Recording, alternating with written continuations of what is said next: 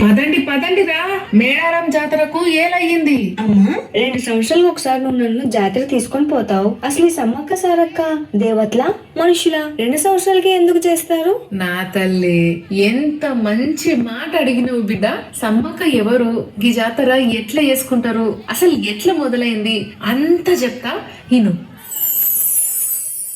అప్పట్లా మేడారం చుట్టుపక్కల ప్రాంతం అంతా ఓరుగల్లు రాజులైన కాకతీయుల పాలన ఉండేదట.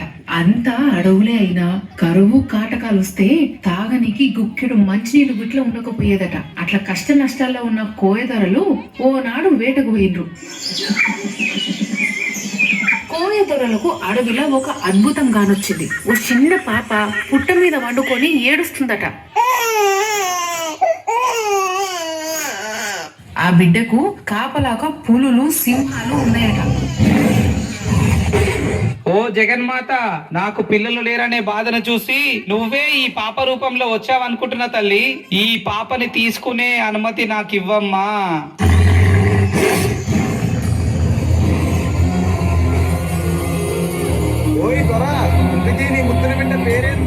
సమ్మక్క. సమ్మక్క సమ్మక్క నిజంగానే దేవత లెక్క ఉండేదట. ఆమె చేత్తోని ఏ మందిచ్చినా ఎసుంటి రోగమైనా తగ్గిపోయేదట.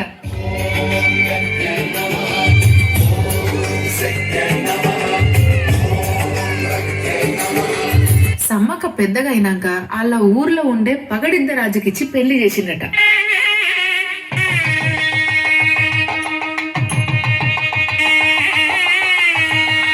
కొన్ని ఏళ్ల తర్వాత సమ్మక్కకు జంపన్న, నాగులమ్మ, సారక్క అని 3 పిల్లలు పుట్టిండ్రట.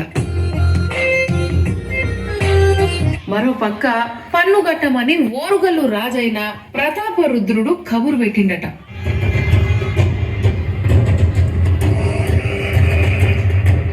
కాలంలా పన్ను కట్టలేనని పగడిద్ద రాజు ఎంత ఏడుకున్నా రాజు మనసు అస్సలు కరగలేదట. పన్ను కట్టనందుకు పగడిద్ద రాజుపై యుద్ధం ప్రకటించిండు ప్రతాపరుద్రుడు.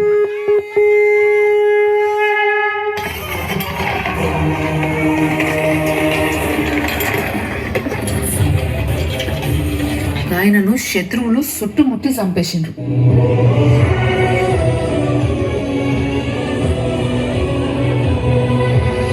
భర్త సావు కబురిన్న సమ్మక్క తన పిల్లలతోని యుద్ధానికి దిగింది.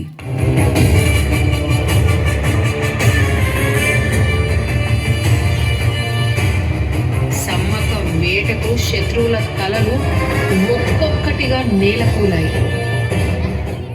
మరోపక్క సారక్క కూడా తన వీరత్వాన్ని చూపిస్తూ శత్రువులని మస్తుగా భయపెట్టిందట.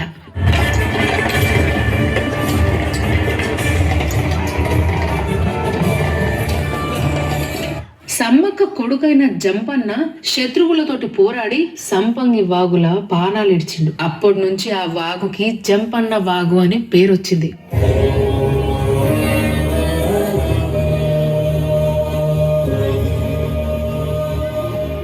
సమ్మక్క సారక్కలు ఉన్నంత వరకు ఈ యుద్ధం గెలవమని శత్రువులకు అర్థమైంది. దాంతో సమ్మక్క సారక్కను వెనక నుంచి ఒడిచిండ్రు.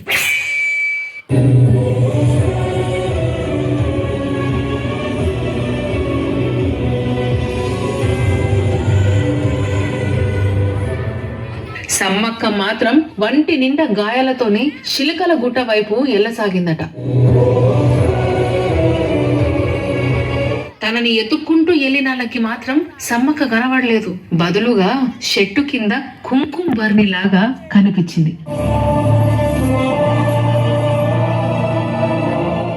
ఆ కుంకుమ బర్ని ఆ సమ్మక్క అని భక్తుల నమ్మిక. ఆ కుంకుమ బర్నిని చూస్తూ ఉన్న వాళ్ళకి ఆకాశం నుంచి మాటలు వినబడేయట. ఇంతకాలం నుండి కంటికి రెప్పల కాచుకొని ఉన్నాన్రా. ఇప్పుడు ఈ కుంకుమ రూపంలో నేను, పసుపు రూపంలో నా కూతురు సారలక్క కొలువై మిమ్మల్ందరినీ కడుపులో పెట్టుకొని చూసుకుంటాము. ఇది సమ్మక్క సారక్క మాట. ప్రతి 2 ఏళ్లకు ఒకసారి నా కూతురికి నాకు ఘనంగా జాతర జరిపించండి. ఎల్లవేళలో మీతో ఉంటూ మిమ్మల్ని రక్షిస్తూ ఉంటాం. అప్పటి నుండి 2 ఏళ్లకోసారి జాతర ఘనంగా చేయబడ్డారు. అయితే పదమ్మా మడుదాం.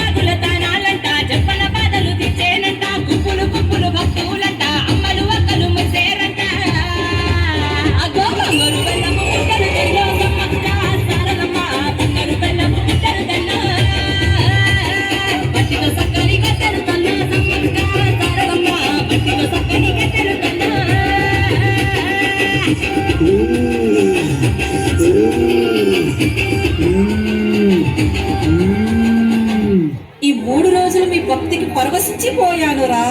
ఈ చివరి రోజు నాకు గజ్జె కట్టాలని ఉంది, మీతో కాలు మెదిపి తనివి తీరాడాలని ఉంది.